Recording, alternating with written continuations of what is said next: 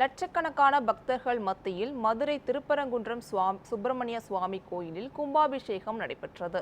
இது குறித்து செய்தியாளர் ஹரிகிருஷ்ணன் வழங்கிய தகவல்களை பார்க்கலாம்.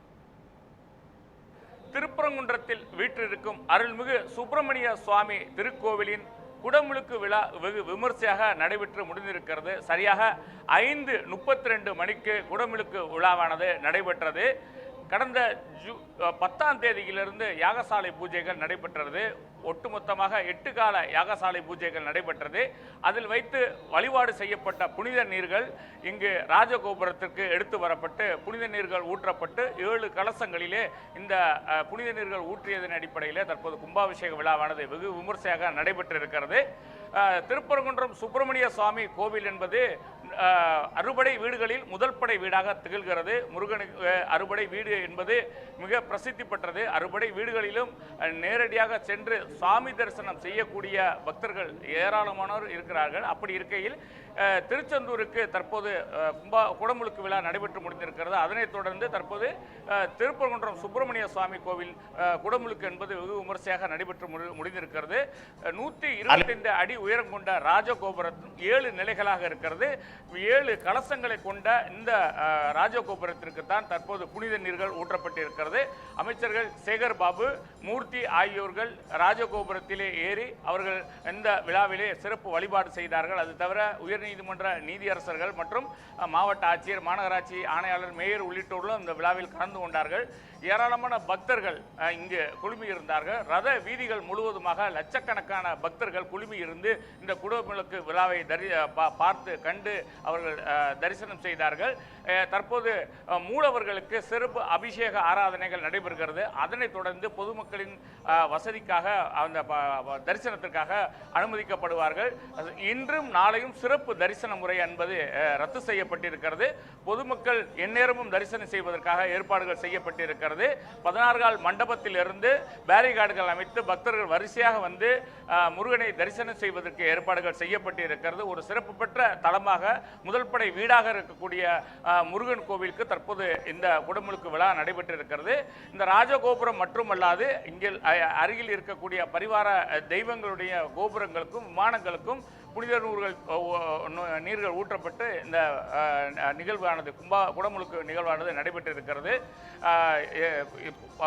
2.44 கோடி மதிப்பீட்டிலே இங்கே இந்த கோவில் முழுவதுமாக புனரமைப்பு பணிகளும் வர்ணம் பூசும் பணிகளும் நடைபெற்றது. அதன் அடிப்படையில் தற்போது குடமுழுக்கு விழா நடைபெற்றிருக்கிறது.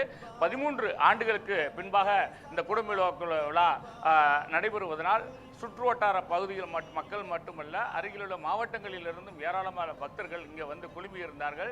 3000 போலீசார், காவல்துறையினர் இந்த பாதுகாப்பு பணியிலே மேற்கொண்டிருந்தார்கள். அது தவிர வரக்கூடிய பக்தர்களின் வசதிக்காக இங்கே இருக்கக்கூடிய திருமண மண்டபங்களில் உணவுகள் வழங்கப்படுகிறது மற்றும் அடிப்படை வசதிகள் எல்லாம் செய்யப்பட்டு இருக்கிறது. இந்த பகுதி முழுவதுமாக காவல்துறையினர் பாதுகாப்பு பணியை மேற்கொண்டிருக்கிறார்கள். குன்றத்து குமரனுக்கு அரோகரா என்கிற கோஷத்துடன் இந்த குடமுழுக்கு விழா தற்போது நடந்து முடிந்திருக்கிறது. விமான கலசங்களுக்கு புனித நீர் ஊற்றப்பட்டதன் தொடர்ச்சியாக தீபாராதனைகள் காட்டப்பட்டு வழிபாடுகள் நடத்தப்பட்டது. தற்போது மூலவர்களுக்கு சிறப்பு அபிஷேகங்கள், ஆராதனைகள் நடைபெற்றுக் கொண்டிருக்கிறது. அதன் தொடர்ச்சியாக பக்தர்கள் தரிசனத்துக்கு அனுமதிக்கப்படுகிறார்கள். இப்படி சிறப்பு பெற்ற ஒரு விழாவா குடமுழுக்கு விழா தற்போது நடந்து முடிந்திருக்கிறது. லட்சக்கணக்கான பக்தர்கள் முருகனை தரிசிக்க வரிசையில் காத்து கொண்டிருக்கிறார்கள். தற்போது குடமுழுக்கு விழா சிறப்பாக நடைபெற்றதை அடுத்து தற்போது பொதுமக்களும் ஒன்றன் பின் ஒன்றாக ஒவ்வொருவராக வந்து முருகனை தரிசிக்க காத்து கொண்டிருக்கிறார்கள். ஒளிப்பதிவாளர் திருப்பதியுடன் செய்தியாளர் ஹரிகிருஷ்ணன், நியூஸ் 7 தமிழ், மதுரை. மிக ஆண்டவர் சுப்பிரமணிய சுவாமி திருக்கோவிலின் அஷ்டபந்தன மகா கும்பாபிஷேகமானது 8 காலமாக மிக சிறப்பாக நமது ஆலய நிர்வாக குருக்களோட தலைமையில் சீரோடும் சிறப்போடும் நடைபெற்றது. அதில் இன்றைக்கி காலையில் பொதுமக்கள் பெருந்திரளாக கலந்து கொண்டு அங்கே சன்னை தெரு 3 திரளையுமே கூட்டம் ஒரு நிற்க விடிந்த விடிகால அதிகாலை பொழுதில் இந்த யோக சுபதினத்தில் கும்பாபிஷேகமானது சிறப்பாக நடைபெற்றது. பொதுமக்கள் பெருந்திரளாக கலந்து கொண்டு நமது சைவ சமயத்தின் ஒற்றுமையை நிலைநாட்டினார்கள். நான் சின்ன பிள்ளையிலேருந்து இந்த ஊர் தான், சின்ன பிள்ளையிலேருந்து நானும் இது 3 தடவை பார்த்துட்டேன் கும்பாபிஷேகம். வருஷம் எல்லாருக்குமே நல்லாயிருக்கு. நேற்று எதிர்பாராமல் எங்களுக்கு கிடச்சிச்சு டோக்கன், இல்லாட்டி நாங்களும் பார்க்க முடியாது. இந்த தடவை கிடச்சிருச்சு எனக்கு முருகன் அருளால். ரொம்ப ரொம்ப பிளஸ்டாக ஃபீல் பண்ணுறேன். ஆக்சுவலாக வந்து இது எல்லாருக்குமே வந்து கிடைக்க வேண்டிய ஒரு பாக்கியம். இன்றைக்கி கிடச்சிருக்கிறதுக்கு நான் ரொம்ப வந்து பிளஸ்டாக ஃபீல் பண்ணுறேன். இங்கே இவ்வளோ பெரிய ஒரு டிவைன்ஸ் ஃபீல்டில் வந்து ஒரு மோர் தேன் ஒரு 1 or 2 hours இருக்கும்போது ரொம்ப ஒரு ஆத்மார்த்தமாக வந்து கனெக்ட் ஆகுற மாதிரி ஒரு ஃபீல் இருக்குது. ரொம்ப ஹாப்பியாக இருக்குது எனக்கு. இன்னும் இதுக்கு பதில் வந்து சொல்லவே முடியாது. ஒரு பேரானந்தம் தான் இதெல்லாம் பார்க்க கொடுத்து வச்சுருக்கோம் நாங்கள். இது அடுத்த தலைமுறைகளுக்கு வந்து இதை அப்படியே ஃபாலோ பண்ணால் ரொம்ப நல்லாயிருக்கும். இந்த குடமுழுக்குன்றது வந்து ரொம்ப விசேஷமானது. முருகப்பெருமானுடைய முதல் ஸ்தலம் இதை வந்து பார்க்குறதுக்கு கோடானு கோடி நமஸ்காரங்கள்.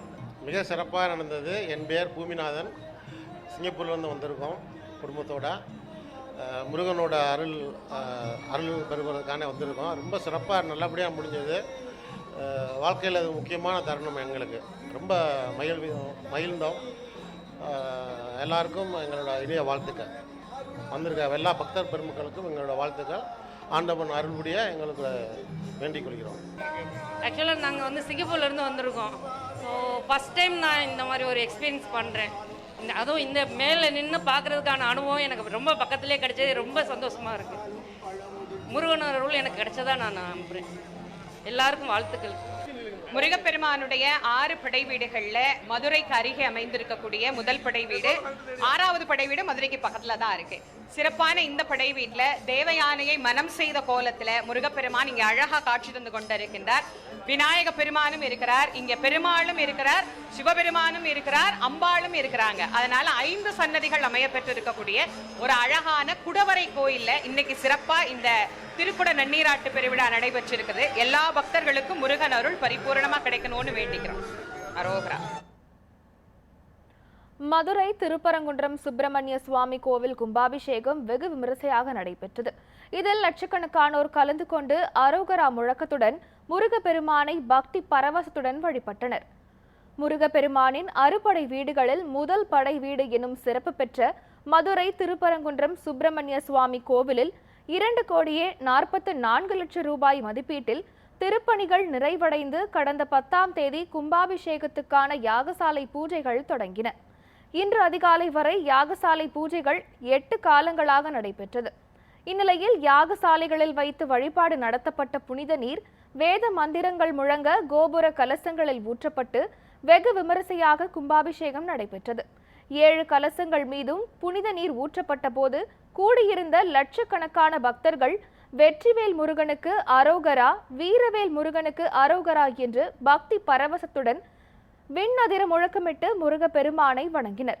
அப்போது ட்ரோன்கள் மூலம் பக்தர்கள் மீது புனித நீர் தெளிக்கப்பட்டது.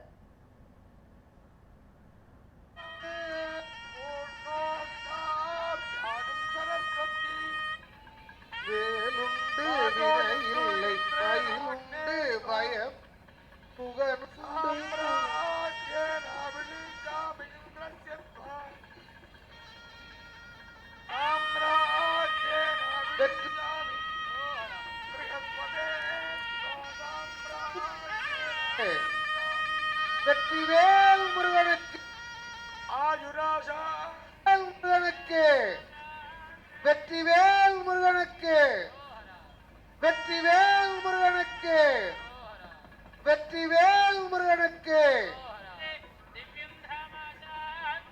வேலுண்டு வினையில்லை மயிலுண்டு பயமில்லை குகனுண்டு குறைவில்லை மனமே நமக்கு கந்தனுண்டு கவலை இல்லை மனமே மனமே